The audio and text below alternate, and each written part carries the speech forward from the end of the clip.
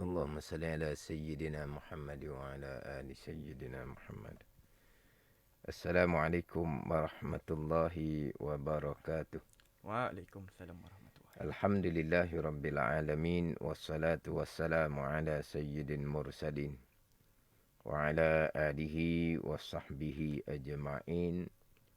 Rabbi syrah li sadri wa yassir li amri wahlul 'uqdatam min lisani yafqahu qawli. Subhanaka la ilma lana illa ma 'allamtana innaka antal alimul hakim.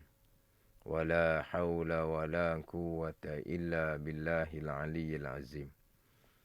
Terima kasih kepada DJ Fat dan kepada sidang pendengar slot Talaki Safinatun Najah. Alhamdulillah, di petang Jumaat, penghulu segala hari dan hari ilmu, kita dapat menyambung kembali slot Talaki Safinatun Najah menggunakan kitab Safinatun Najah karangan Syekh Salim bin Sumaid.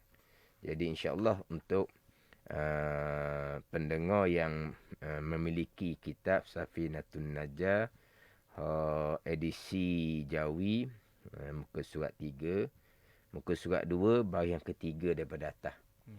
Mengulangi balik hak dibaca selok yang terdahulu. Qala al-muallifu rahimahullahu ta'ala wa nafa'ana bi'ulumihi amin.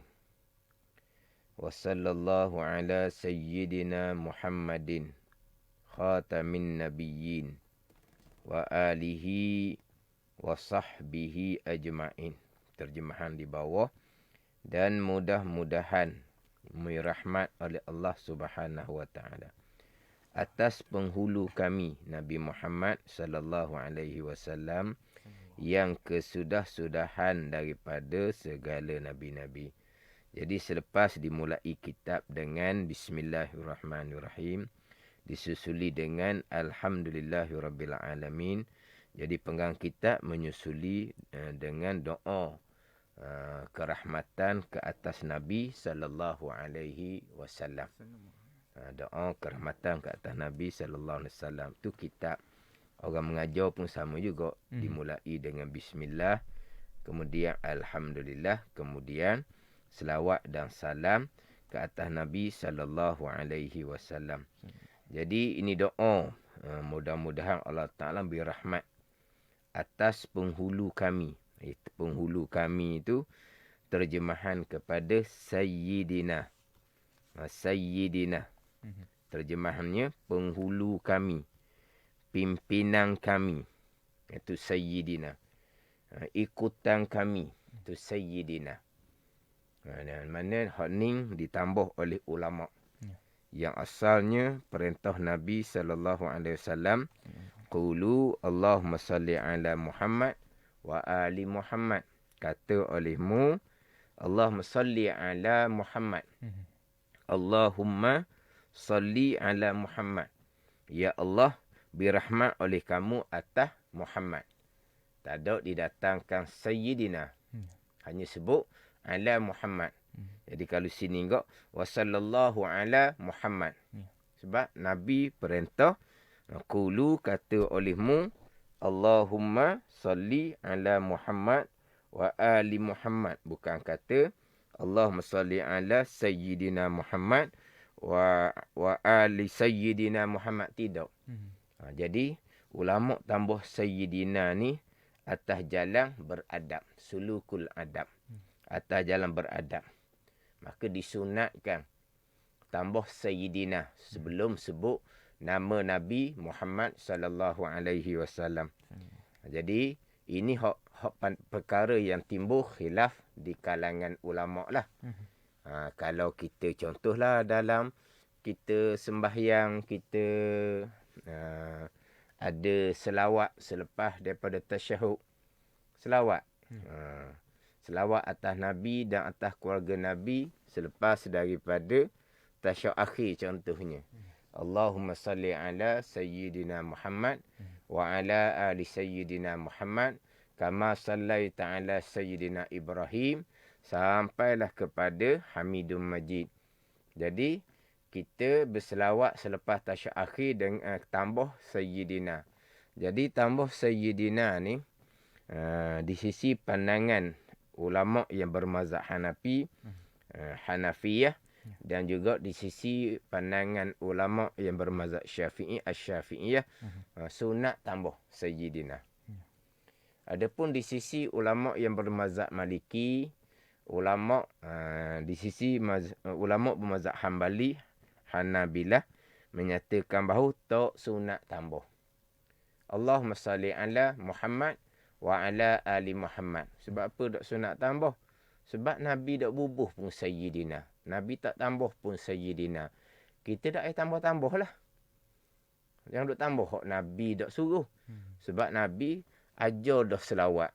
Qulu, kata olehmu, Allahumma salli ala Muhammad. Ya Allah, berilah rahmat olehmu atas Muhammad. Ada tak Nabi tambah Sayyidina? Nabi tak tambah Sayyidina. Tak payah tambah lah. Itu pandangan ulama' dan mazhab Maliki dengan ulama' dan mazhab Hambali. Adapun ulama' dan mazhab Hanafi, Syafi'i, sunat tambah Sayyidina. Walaupun Nabi tak bubuh pun sunat tambah. Dipanggil sulukul adab. Atas jalan kita nak beradab. Tambah sebutlah Muhammad gitu bubuh kot. Sayyidina Muhammad. Gitu. Adapun hak mazhab Maliki dengan Hambali tadi, atas jalan al-ittiba, ikut Nabi betul-betul. Nabi tak bubuh Sayyidina, tak payahlah tambah Sayyidina. Ini khilaf di kalangan ulama. Jadi hak ni benda hak selesai dah, tak payah balah lah. Terpulang pada kita, tambahan pula kita ni bermazhab Syafi'i, tambahlah Sayyidina. Nabi pun bersabda, dia mengatakan bahawa ana sayyidu bani Adam. Aku ni sayyid, penghulu bagi anak Adam. Nabi pun sebut dia sebagai sayyid, penghulu, pimpinan ikutan. Sekarang ni kadang-kadang kalau kita dengar dalam khutbah ceramah tu panjang. Allahumma salli ala sayyidina wa qudwatina wa uswatina. Panjang. Dia maknanya lebih kurang je tu. Sayyidina wa qudwatina wa uswatina. Qudwah ikutan, uswah ni contoh. Sama je lah makna. Dengan Sayyidina tu. Jadi hak dalam mazhab Syafi'i kita ni, kalau kita balik pada dalam hukum fiqh lah ni. Nabi tak bubuh Sayyidina. Lepas tu kita ni sunat tak bubuh Sayyidina. Atas jalanan nak beradab bubuh Sayyidina. Atas jalanan al-ittiba, ikut straight kita kata. Ikut betul-benar sebagaimana hak Nabi suruh. Nabi ada tak dalam selawat tu Nabi suruh tambah Sayyidina? Nabi tak ada. Maka ikut betul-benar, tak ada tambah lah. Tu satu pandangan. Ini benda khilafiyah. Tak balak ni. Atas kita lah nak tambah Sayyidina ke, tambah Sayyidina ke. Yang pentingnya, kita jadikan Nabi Muhammad itu adalah pimpinan kita. Ikutan kita. Contoh teladan kita. Hak tu hak penting. Hak tu hak wajib kepada kita. Kita duk balah. Sunat tambah Sayyidina. Sunat tambah Sayyidina. Tapi kita tak jadikan Nabi sebagai Sayyid. Sebagai penghulu, sebagai pimpinan, sebagai ikutan. Tak jadi gitu. Jadi pentingnya kita jadikan Nabi itu sebagai pimpinan, ikutan dan contoh tauladan kepada kita. Jadi sini ditambah dengan Sayyidina Muhammad khatamin nabiyyin, yang kesudah-sudahan daripada segala nabi. Kita maklumlah, Nabi khatamul anbiya. Nabi ni Nabi yang terakhir penutup. Kalau ada sesiapa yang mendakwa dia ni sebagai Nabi, Nabi palsu tu lah. Selepas daripada Nabi SAW, maka jatuh kafir. Bukan hanya berdosa tu. Bukan hanya berdosa. Bahkan jatuh kafir. Dan orang yang percaya dan mengikuti hak Nabi, hak mengaku Nabi palsu ni pun samalah jatuh kafir. Ada kan Nabi Melayu lah, Nabi untuk orang perempuan lah. Tapi Nabi hak palsu ni, hak mengaku Nabi ni, bukan kata selepas kewafatan Nabi. Ketika Nabi ada lagi pun ada dah yang tiba-tiba mengaku di tempat dia, Nabi Muhammad Nabi di Madinah. Dia Nabi juga di negara dia. Masa Nabi ada tu. Ada dah hak mengaku sebagai Nabi semetelah selepas Nabi wafat. Jadi Nabi ni adalah kesudahan bagi segala Nabi-Nabi. Ini kita maklumlah. Jadi kalau mengaku sebagai Nabi, maka jatuh hukum kafir. Wa alihi wa sahbihi ajma'in. Terjemahan di bawah tu. Dan mudah-mudahan dirahmat oleh Allah Ta'ala atas segala keluarganya dan sekalian sahabatnya. Segala sahabat sekaliannya. Ni hak selawat atas Nabi dan selawat atas keluarga Nabi sallallahu alaihi wasallam. Jadi sebelum kita nak masuk kepada selawat atas keluarga Nabi sallallahu alaihi wasallam, jadi keluarga Nabi ni siapa? Siapa yang dikenali dengan keluarga Nabi ketika mendoakan kerahmatan. Sekarang di sini mendoakan kerahmatan atas Nabi sallallahu alaihi wasallam dan atas keluarga Nabi. Siapa keluarga Nabi? Macam kita dalam tasyahud akhir. Sebab tasyahud akhir kita berselawat Allahumma salli ala sayyidina Muhammad wa ala ali sayyidina Muhammad. Tu. Atas keluarga penghulu Nabi Muhammad sallallahu alaihi wasallam. Siapa keluarga Nabi? Ni hak bacaan kita semua kan. Allahumma salli ala sayyidina Muhammad itu rukun qauli, dia panggil rukun bacaan. Wa ala ali sayyidina Muhammad dipanggil sunat ab'ad. Kama sallaita ala sayyidina Ibrahim sampai ke Hamidum Majid dipanggil sunat hay'ah. Allahumma salli ala sayyidina Muhammad rukun qauli, rukun bacaan. Kita dalam semayang ada 5 rukun bacaan kan. Takbirnya, Fatihah, kemudian tasyahud akhir, kemudian selawat ke atas Nabi selepas tasyahud akhir, kemudian satu lagi rukun bacaan adalah salam, assalamualaikum tu. Kemudian wa ala ali sayyidina Muhammad sunat ab'ad. Tinggal sampai ke sunat sujud sahwi. Besar ni sunat ab'ad. Kama sallaita ala sayyidina Ibrahim sampai ke Hamidum Majid. Itu adalah sunat hay'ah. Jadi wa ala ali sayyidina Muhammad. Atas keluarga penghulu kami Nabi Muhammad sallallahu alaihi wasallam. Siapa keluarga di sini? Kita kena tahulah sebab apa? Bacaan kita semua dalam semayang kan. Allahumma salli ala sayyidina Muhammad wa ala ali sayyidina Muhammad.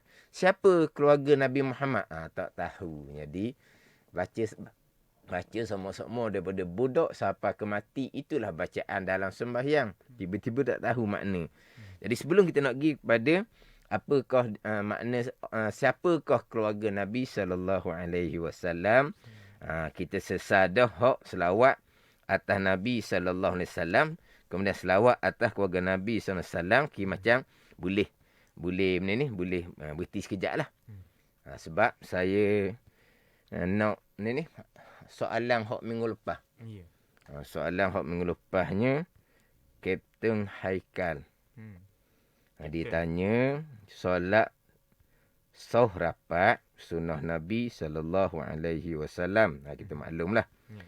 Macam mana solat jarak? Tu soalan pendek je. Jadi solat sahur rapat sunnah Nabi sallallahu alaihi wasallam, macam mana solat jarak? Saya ni sebenarnya maknanya saya hanya boleh jawab hak apa yang saya belajar. Jadi masa saya belajar dahulu tak berlaku solat jarak. Tak berlaku. Jadi hak berlaku solat jaraknya sekarang. Jadi hak saya tak belajar ni, alah nak jawab macam mana? Dan macam mana pandangan ulama sekarang? Samalah. Sebagaimana orang lain akan mengikuti pandangan ulama sekarang, saya pun samalah dipanggil muqallid belaka. Sebab apa? Sebab masa belajar tak ada berlaku hak sembahyang jarak-jarak ni. Jadi nak jawab pandai-pandai tak boleh lah. Dia nak jawab pandai-pandai tak boleh. Jadi yang bertanya ni, Dia kena tanya dengan orang yang betul-betul ahli dengan persoalan yang ditanya. Fas'alu ahla zikri in kuntum la ta'lam. Kena tanya orang betul-betul mengetahui lah. Kalau tidak mengetahui. Jadi, dia anggapannya, saya ni boleh tanyalah. Saya yang ditanya ni pula kena insaf diri. Ini perkara berkaitan hukum hakam. Jadi, hak kita tengok kitab. Hak kita belajar dengan tu, kita belajar dengan tok guru. Jadi, hak saya belajar dengan tok gurunya tak jumpa lagi lah sepanjang jarak ni. Pada masa tu. Jadi, sebagaimana orang lain-lain, saya pun sama juga. Saya hanya melihat apakah pandangan-pandangan ulama-ulama sekarang berkaitan dengan semayang jarak yang berlakunya satu dunia ummah Islam. Bukan hanya berlaku di Terengganu, bukan hanya berlaku di Malaysia, berlaku satu dunia ummah Islam. Ulama-ulama menetapkan pandangan seumpama mana. Cuma saya nak beritahu satu je di sini sebelum kita nak pergi pada persoalan tu. Hak masa saya belajar.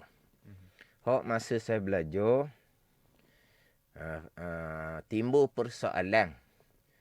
Seseorang ni, dia tak sempat nak mandi, nak apa tak sempat. Dia baru balik kerja. Jadi dia sapa ke masjid itu petang solat asar. Dia menyadari bahawa tubuhnya tu ada bau yang tak baik lah. Bangun satu hari dia bekerja. Jadi sepatutnya kena mandilah. Sebab dia nak sembahyang asar ni. Dia tak sempat. Jadi orang azan asar. Jadi kalau dia nak berjemaah rapat sah dengan orang ramai, dia pun pasti bau yang ada di tubuh dan pakaian dia akan menyakiti hak makmum yang berada berhampiran dengan dia.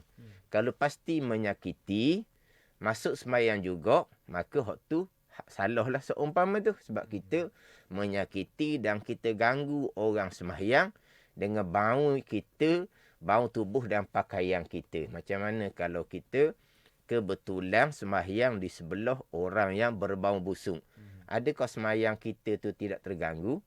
Sembahyang kita terganggu dan bukan setakat terganggu, bahkan akan menimbulkan kemarahan orang yang tengah sembahyang tau. Kita sembahyang, siapa ni? Kita nak baca pun tak boleh. Nak baca, kita kena tarik nafas. Nak membaca dalam sembahyang, kita kena tarik nafas. Tarik nafas aja, Allah. Kemudian, kalaulah dia sembahyang sendiri-sendiri, ini yang saya belajar dahulu. Dia sembahyang sendiri-sendiri, rugi. Sebab dia tidak boleh fadilat berjemaah. Tapi dia nak sembahyang berjemaah, dia kena rapatkan saf. Rapatkan saf menyakiti, tak boleh. Jadi kalau nak sembahyang sendiri-sendiri, rugi kerana tidak dapat fadilat berjemaah. Jadi pandangan tok gurunya, ini satu pandangan lah. Nak dapat fadilat berjemaah, tak syarat rapat saf dia kata. Rapatkan saf itu dapat fadilat pahala rapatkan saf. Betulkan saf, lain pula tu. Rapatkan saf, betulkan saf, lain-lain tu. Ada saf rapat tapi belok. Ada saf renggang tapi lurus. Jadi rapatkan saf satu, betulkan saf satu. Jadi rapatkan saf satu fadilah. Luruskan saf satu fadilah. Fadilah lain. Untuk dapat fadilat berjamaah, tu kena lengkapkan syarat untuk sah berjamaah. Jadi untuk rapatkan sah bukan syarat untuk sah berjamaah. Itu kesempurnaan salat berjamaah, fadilat rapatkan sah. Dan nak dapat fadilat rapatkan sah yang sunat, tak boleh. Sebab ada bau yang menyakitkan orang, hukumnya salah di situ. Nak buat benda sunat, maka timbul jadi haram kerana menyakiti, tak boleh. Jadi, tak apalah. Hak sunat rapatkan sah ni, tinggal. Tapi kekal berjemaah. Sebab nak dapat fadilat berjemaah. Dia pun, guru pun anjurkan supaya jarak daripada orang lain. Maknanya, berjemaahnya masih lagi sah. Fadilat berjemaah 27 masih lagi dapat. Tapi, dia tidak dapat fadilat rapatkan saf. Makruh seumpama tu tak dapat fadilat rapatkan saf, tapi masih lagi dapat fadilat berjamaah 27. Sebab apa? Sebab rapatkan saf bukan syarat untuk saf berjamaah. Ni hak situasi seumpama, hak ni saya mengaji. Saya nak tahu hak ni hak saya mengaji. Jadi hak berkaitan rapatkan saf ni bicara kesempurnaan. Hak tu dalam masalahnya kerana ada keuzuran, kerana dia berbangun. Bukan sengaja ni, sepatutnya dia dulu hak ni hak nak pergi mandi tak sempat berjemaah lah. Dia gitu. Faham tak ni? Dalam situasi yang luar biasa, bukan situasi biasa. Situasi biasa kita mandi siap-siap baru pergi semayang, itu situasi biasa. Semayang pun biasalah, rapatkan saf, betulkan saf. Jadi bila berbau busuk, situasi yang tak sama. Ni hak saya hak tu aja. Hak sekarang ni tengok kepada pandangan-pandangan ulama lah. Tengok pada pandangan ulama. Yang mana kita ni baguslah, alhamdulillah lah kita ni mementingkan sunnah Nabi untuk dapat fadilat rapatkan saf. Tetapi kita kena ingat, kita nak dapat fadilat rapatkan saf, hak paling besar laginya kita kena menekan berkaitan dengan syariat sunnah Nabi, syarat untuk sah berjamaah. Syarat untuk sah berjamaah tu kena tekan molek. Kita tekan berkaitan dengan fadilah rapatkan sah, bagus. Itu sunnah syariah Nabi yang disunatkan. Tidak dikerjakan tanpa sebarang kerana, sampai sebarang kerana hukumnya makruh. Menyebabkan tak dapat fadilat rapatkan saf. Tapi masih lagi dapat fadilat berjemaah 27. Sebab syarat saf berjemaah masih lagi dapat. Jadi kita kena tekan lagi-laginya. Selain daripada tekan fadilat rapatkan saf ni, kita kena tekan syariatnya. Apakah syarat untuk saf berjemaah? Dalam setengah-setengah kitab, 12 syarat untuk saf berjemaah. Untuk sah berjemaah ni, kalaulah syaratnya tidak dilengkapi, bukan setakat tak dapat fadilat berjemaah, bahkan bawa pada batal sembahyang. Hak tu nak kena tekan molek. Hak tekan rapatkan sah ni bagus. Mana prihatinnya kita kepada kesempurnaan salat berjemaah, sunnah Nabi yang disunatkan kita rapatkan sah, kita tekan, bagus. Tapi yang paling besar laginya, syarat untuk sah kita berjemaah. Belajar dok 12 syarat tu. Jadi makmum belajar dok berkaitan dengan muafiq dan Muhammad sebut. Belajar ke dok? Hak ni. Untuk pastikan solat berjemaah tu sah. Kena tekan molek. Bukan kita nak meringankan hak rapatkan sah sunnah Nabi SAW. Cuma sebagai sebut mula-mula tadi, suasana yang luar biasa. Jadi, tak suasana biasa masa saya belajar dahulunya, suasana biasa je. Jadi, tak timbullah bab semayang jadi jarak ni tak pernah terbayang kira-kiranya. Mula-mula tu terkejut kitanya. Macam mana nak semayang Jumaat ni? Jadi, jarak seumpama ni.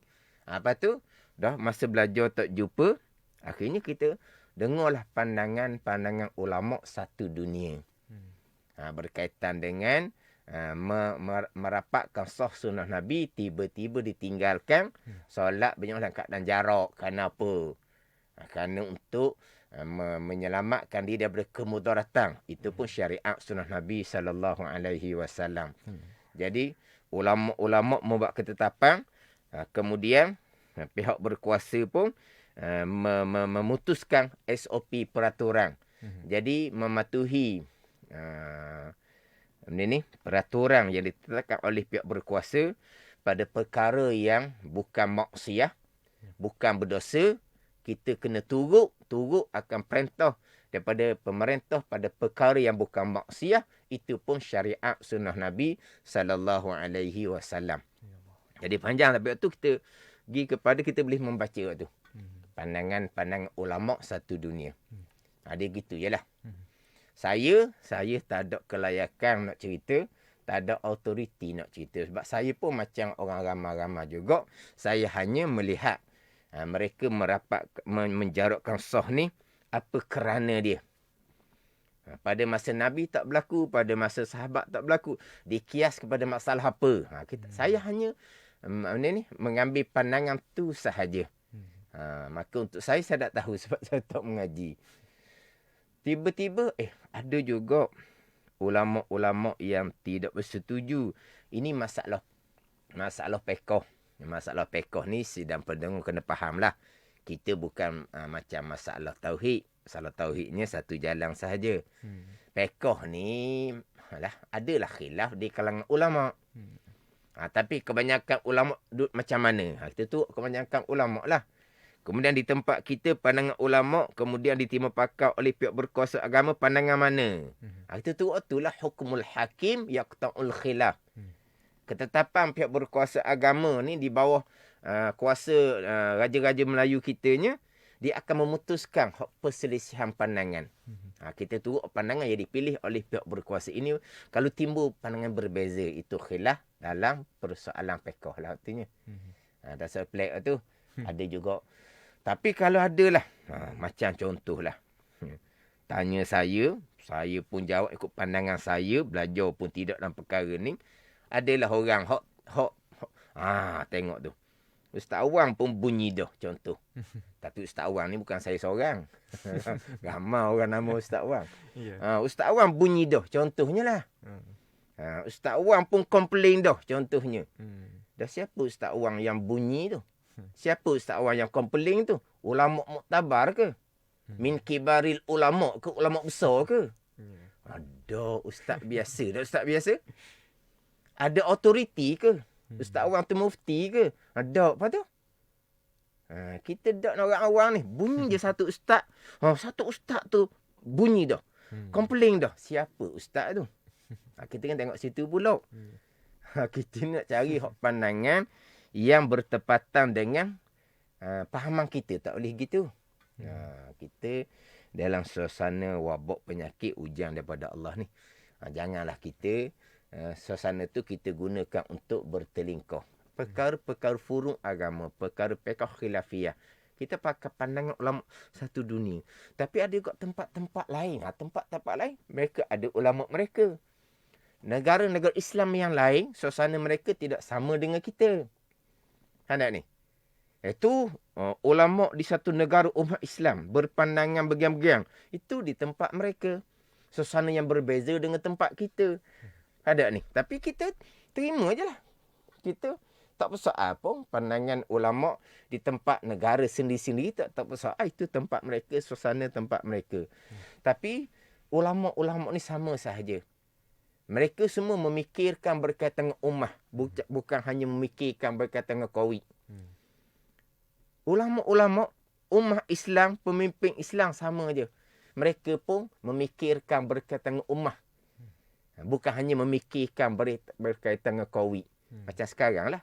Saya duk fikir macam mana nak cerita. Biar jadi tak timbul kekeliruan. Hak tu hak saya duduk fikir sekarang. Tak fikir bab Covid pun. Fak sekarang duk fikir. Nak jadi DJ. Fak tak fikir pun Covidnya. Tak sama je. Ummah Islam di mana-mana pun sama sahaja.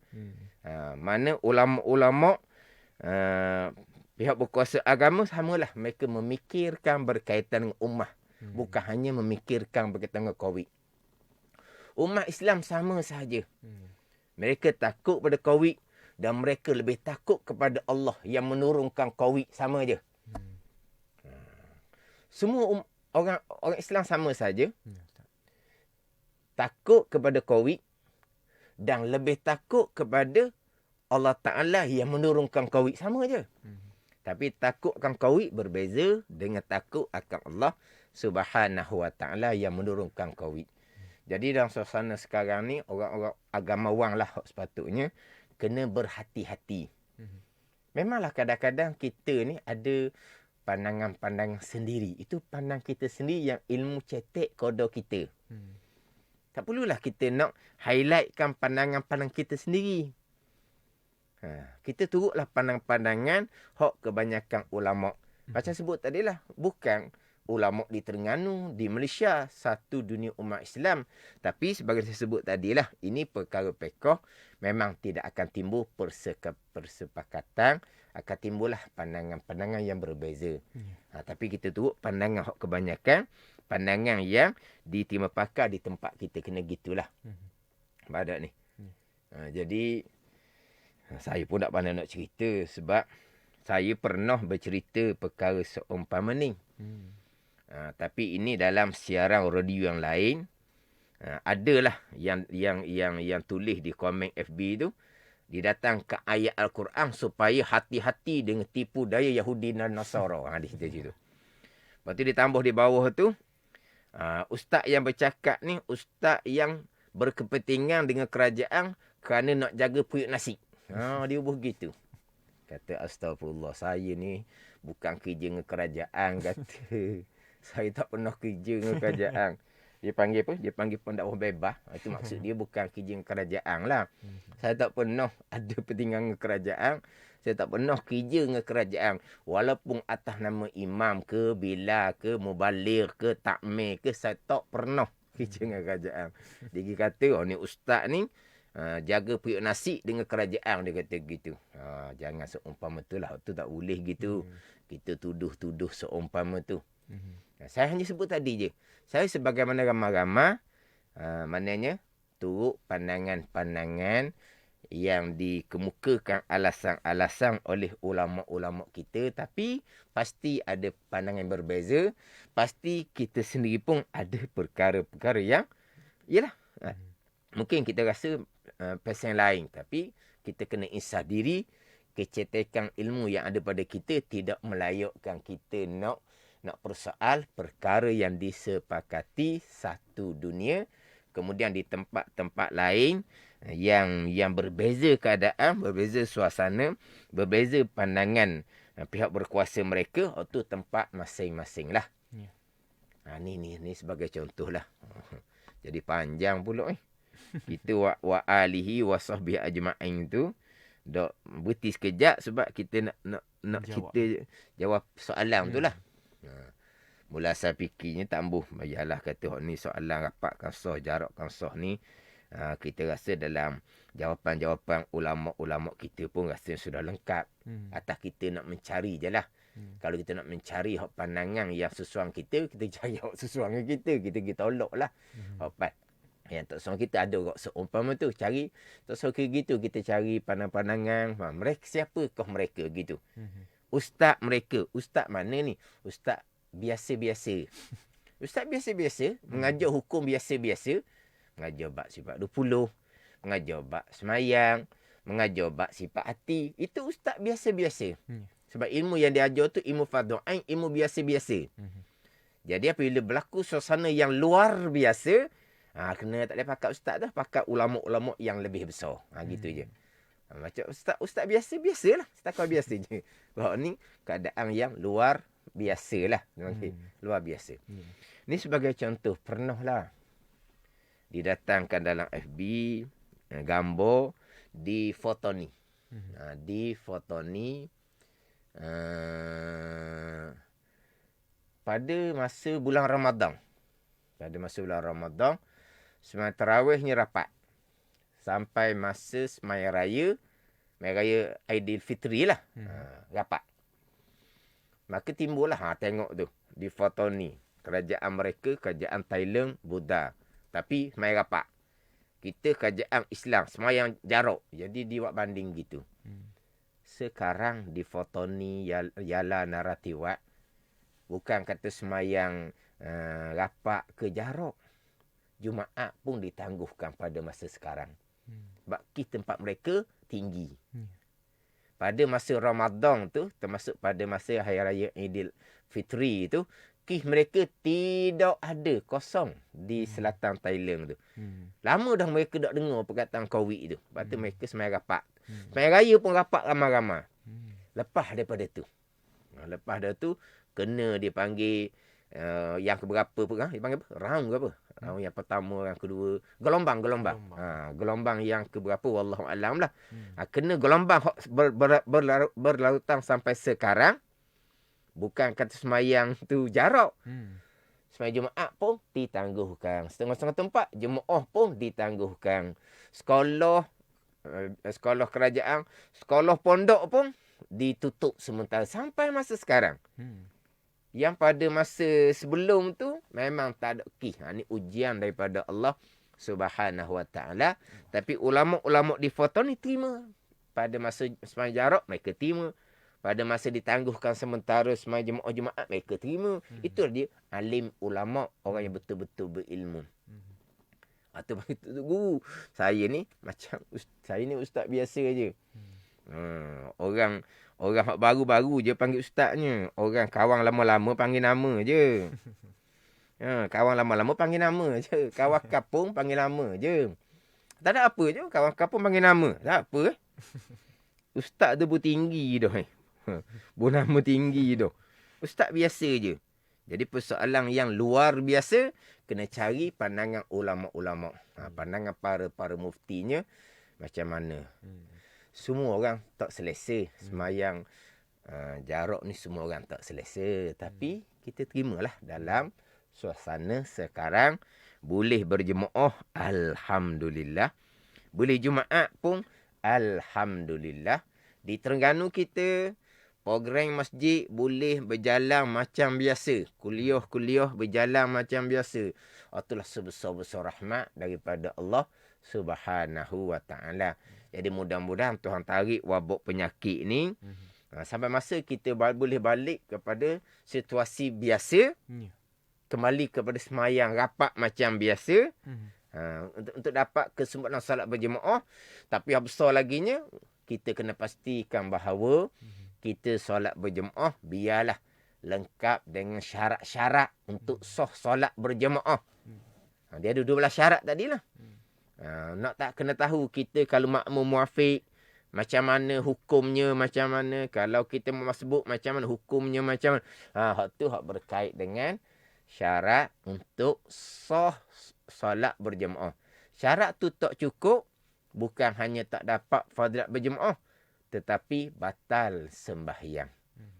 Adapun rapatkan sah sunnah Nabi itu berkait dengan kesempurnaan sembahyang. Mana kita ikutlah ketetapan yang ditetapkan, kita berusaha, berikhtiar, kemudian kita berserah kepada Allah Subhanahu Wa Taala lah.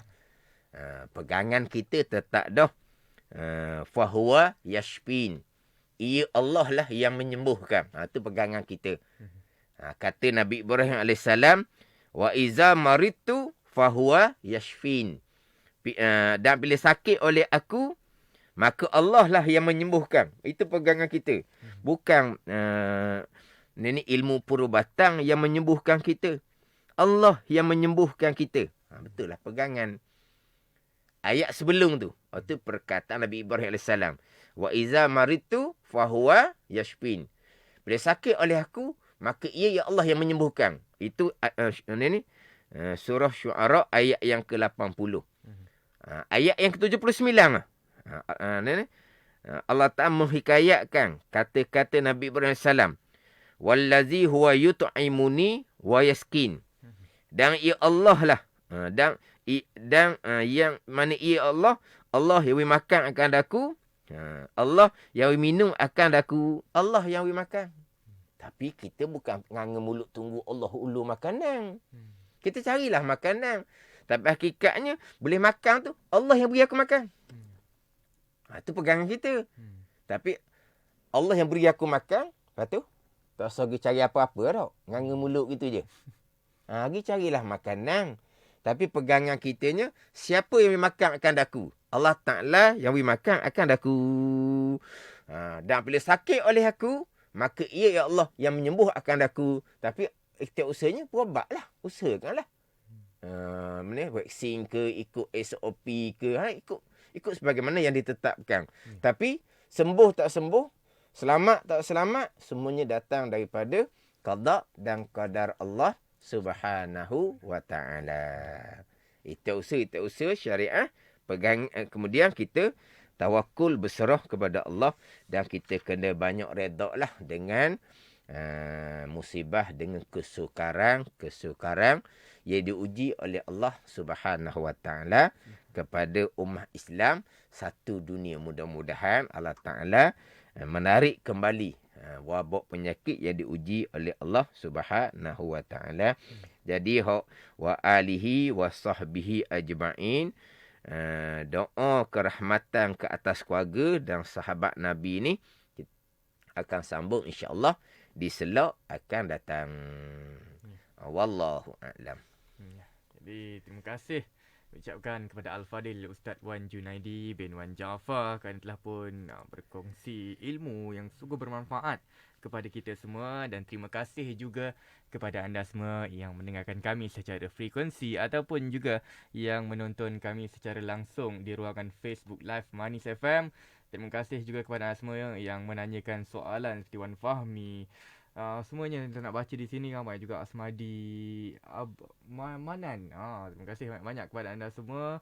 Di Arif, terima kasih banyak-banyak. Jadi kepada anda semua juga yang mungkin ada kekeliruan atau sebagainya juga, boleh sertakan komen dan juga soalan anda di ruangan Facebook Manis FM, dan insya-Allah kalau ada kesempatan pada minggu hadapan, mungkin Ustaz akan selitkan di dalam pengajaran pada minggu hadapan, di hari dan juga di waktu yang sama. Dan saya nak kongsikan juga apa yang dipost di Facebook dan juga Instagram Manis FM. Kepada anda semua yang belum lagi untuk follow, anda boleh follow sekarang, kerana kita juga akan update perkara-perkara yang berlaku dalam juga di luar negara. Dan yang terbaru kita kongsikan, kapasiti jemaah umrah dinaikkan kepada 100,000 orang sehari. Bilangan jemaah solat fardu juga turut dinaikkan kepada 60,000 orang. Untuk pembacaan yang selanjutnya, anda boleh follow Facebook dan juga Instagram Manis FM. Dan saya kira setakat ini sahaja apa yang kita nak kongsikan kepada anda semua. Jadi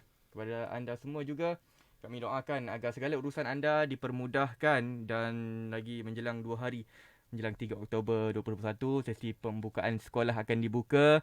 Jadi di kesempatan ini juga saya mengucapkan selamat kembali ke sekolah kepada anak-anak yang bersekolah, dan juga kepada ibu bapa yang mungkin ada anak-anak yang bersekolah pada waktu ini. Kita hidup dengan norma yang baru, insya-Allah. Jadi sebelum kita menutup perkongsian ilmu Talaki Safinatun Najah ini, kita tutup dengan doa penutup daripada Ustaz. Silakan Ustaz. Bismillahirrahmanirrahim. Alhamdulillahirabbil alamin. Wassalatu wassalamu ala sayyidil mursalin wa ala alihi wa sahbihi ajma'in. Allahumma aftah alaina futuhal arifin. Allahumma allimna ilma akadamin. Wa fahimna famas sabiqin. Warzuqna ruqat talibin. Allahumma zidna ilma wa alhiqna bis salihin. Wa sallallahu ala sayyidina Muhammadin wa ala alihi wa sahbihi wa sallam. Walhamdulillahi rabbil alamin. Amin ya